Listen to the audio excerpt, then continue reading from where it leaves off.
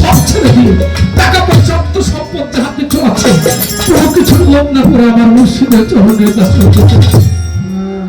তাই নাই রে, যত কথা বলি সকাল হইলে স্ত্রী পুত্র যখন সন্তান এসে ডাক দিবে, বাবা আমার কলেজের টাকা লাগবে,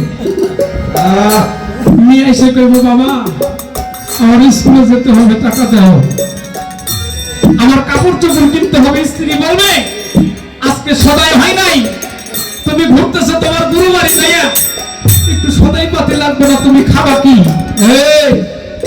একলাই গুরু ভজন পালাই যাইব না।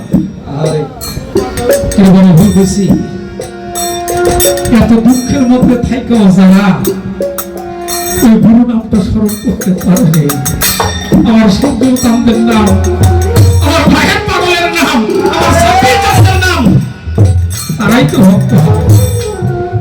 আর আমি সত্য ছাড়তে পারছি না। এই দুনিয়াদারির লোভ লালসায় আমি তো সত্যায় সব ভুলে গেছি, সব ভুলে গেছি।